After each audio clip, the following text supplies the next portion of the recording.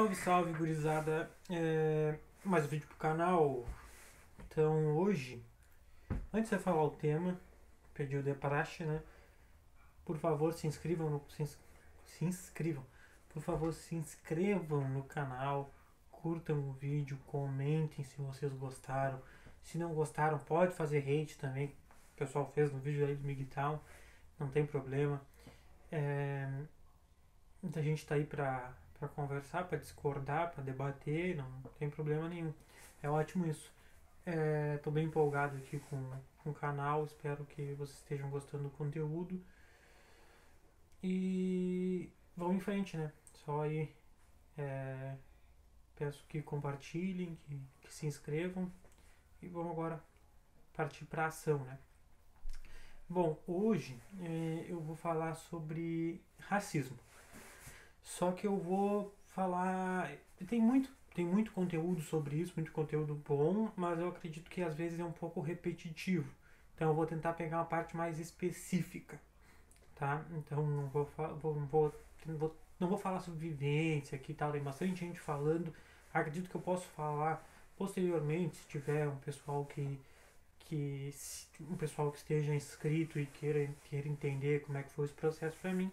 Mas hoje eu vou explicar, digamos que de uma maneira um pouco mais acadêmica, vou explicar mais cientificamente.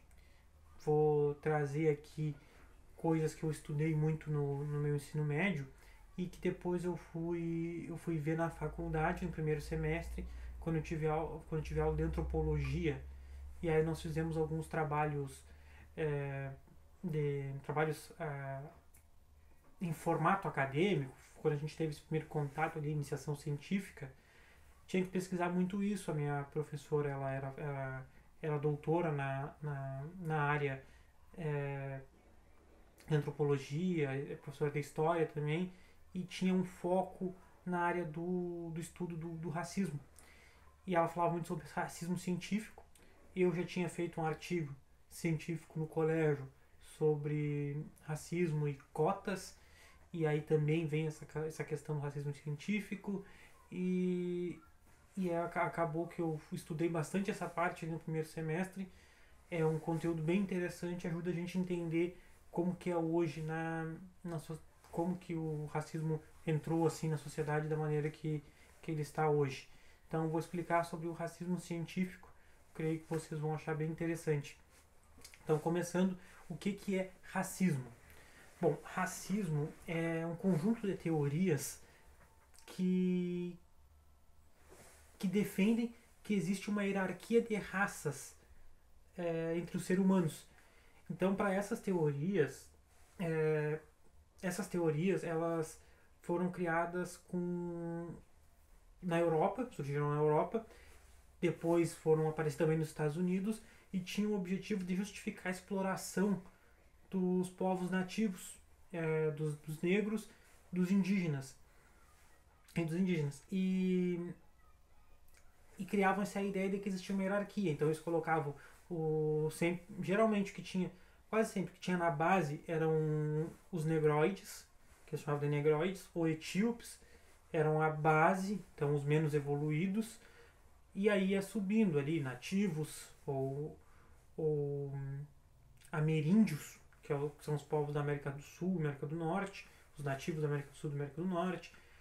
Aí ia subindo nessa pirâmide racial que eles colocavam, e no topo tinha o indivíduo branco, o ser humano branco, que para eles era o topo da evolução, o topo das raças.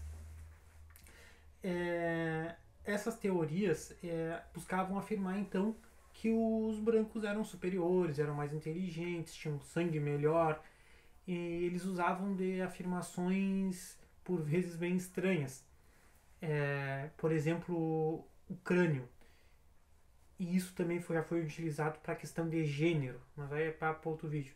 Mas eles afirmavam que o crânio dos brancos eram maiores do que os crânios dos negros e dos asiáticos e dos ameríndios. E por isso eles eram mais inteligentes.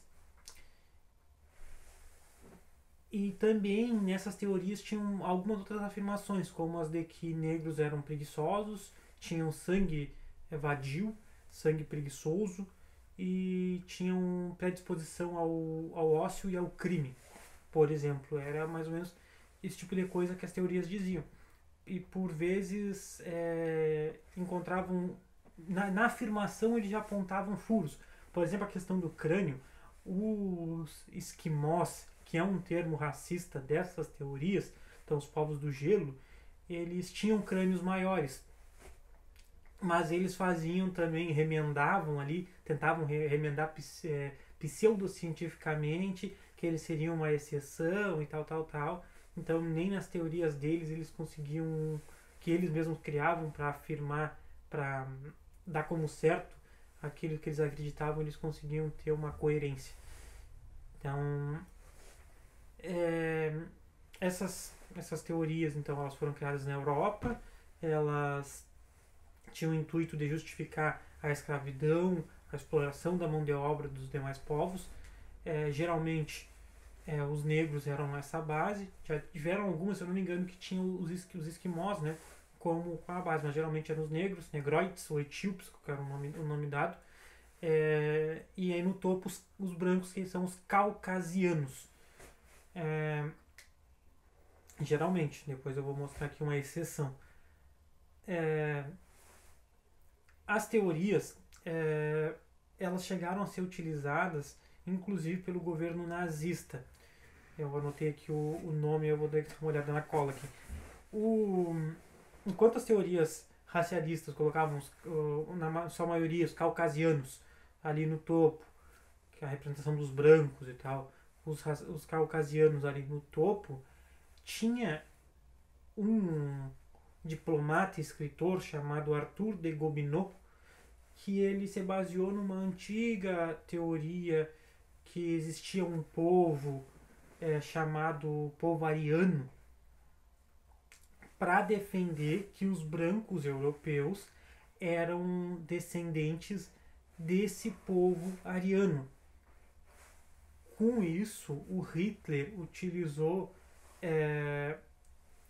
com isso o Gobineau afirmou que os brancos puros da Europa eram descendentes diretos do povo ariano. E o Hitler usou isso para justificar o extermínio dos judeus e os demais não arianos. Então, a raça ariana do Hitler surge dessa teoria racialista criada pelo Gobineau, de que os brancos puros europeus eram descendentes diretos dos arianos, que seria o ápice da evolução. Então, nessa teoria, a ponta lá em cima não eram os caucasianos, era o povo ariano, a raça ariana. Entendeu? Só para exemplificar o horror, assim. Porque geralmente as pessoas tendem a olhar com mais pavor o que aconteceu ali na perseguição nazista ao povo judeu do que o que aconteceu na escravidão. Então, se eu der aqui exemplo de que isso foi usado para escravidão, aí as pessoas vão olhar e ficar, tá, foi usado para escravidão. Aí se eu falar que foi usado para o holocausto, aí, sabe, não que não seja horrível, mas eu creio que vocês estejam entendendo, se dá um peso muito maior. No Brasil, essas teorias elas foram utilizadas para defender a escravidão, né, parece que é bem óbvio. Os negros eles eram tratados como não humanos, então passava-se a acreditar que podia escravizar, não eram humanos, eram animais comuns, então, que o ser humano também é um animal, mas seriam animais, bichos, então poderiam ser usados para trabalho forçado, para esse tipo de coisa. Negros eram expostos em zoológicos, esses absurdos assim. E como particularidade no Brasil, tem duas coisas que eu acho importante citar. A criação das favelas, ela vem dessas teorias, que os negros, por exemplo, no Rio ali, eles habitavam o centro da cidade e numa política de higienização da cidade, de tirar os negros que acreditavam que os negros eram sujos, que os negros eram predispostos ao ócio, ao crime, esse tipo de coisa. Correram aquele povo dali, eles foram ir para a favela. E aí tem outra coisa que é a política do branqueamento. No Brasil, não tem outro nome aqui, o Brasil ele teve uma forte política de imigração. Então começou a trazer muitos japoneses, alemães, italianos para o Brasil, incentivaram, deram terras. E isso se deu com a tentativa de ir, ir de encontro a uma teoria racista, que o exemplo que eu trouxe é do João Batista de Lacerda. O João Batista de Lacerda, pseudo-intelectual brasileiro, em 1911 ele apresentou num fórum sobre teorias das raças em Londres uma tese de que a miscigenação era algo bom para o Brasil. Por quê? Porque a partir da miscigenação o Brasil ia limpar os traços negros daqui. Então, a partir da vinda do povo branco, povo caucasiano da Europa, ia ocorrer a miscigenação através de casamentos interraciais e tal. E os traços, os genes dos brancos ia apagar os traços e os genes dos negros e indígenas. E com isso o Brasil ia se tornar um país melhor, o Brasil tendia ao futuro. Existiu, então, a vinda dos imigrantes foi uma política racista também. Foi uma política de tentar branquear a população, de tentar apagar os traços negros. Eu perdi agora um pouquinho o que eu ia falar.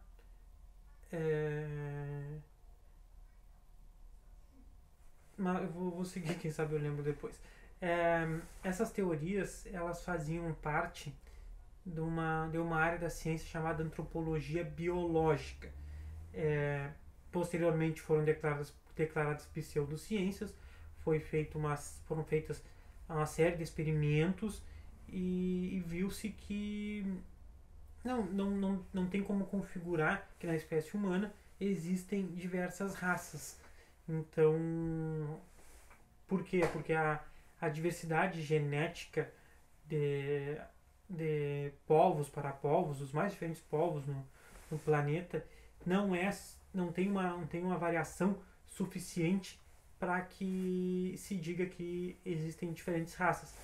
Mas o termo raça ainda é usado nas ciências sociais, na sociologia, como forma de explicar por que existe o racismo e tudo mais. Eu tenho um vídeo explicando isso aqui no canal. Vocês podem assistir, recomendo, vou deixar na descrição, vou tentar deixar aqui algum ponto do vídeo. Nesse vídeo eu explico por que o termo raça ainda é utilizado e por que é certo ainda utilizar esse termo raça e que hoje não tem mais a ver com o sentido biológico, hoje tem a ver com o sentido social. Então, quando a gente fala em raça negra hoje, a gente não está dizendo que raça negra, raça indígena, raça branca, a gente não está dizendo que existem raças do ponto de vista biológico, sim do ponto de vista social, de leitura. Eu explico isso melhor no vídeo. Então, eu tenho que fazer isso. Então, foram declaradas pseudociências, essas teorias, mas ainda hoje refletem, se vocês forem ver, com a rápida pesquisa, tu vê que muitas coisas do que as pessoas que são racistas defendem, vêm os pontos que elas usam, as afirmações que elas usam, vêm dessas teorias. Muita coisa. Então é isso, pessoal. Eu agradeço a todo mundo que está assistindo os vídeos, agradeço de coração mesmo. Peçam que façam sugestões de conteúdo, sugestões de melhoria para o vídeo, para tudo, assim, que vocês puderem opinar, eu agradeço muito. Peço que comentem no vídeo que gostaram, que não gostaram, façam polêmica, gosto disso. Vamos debater, vamos conversar.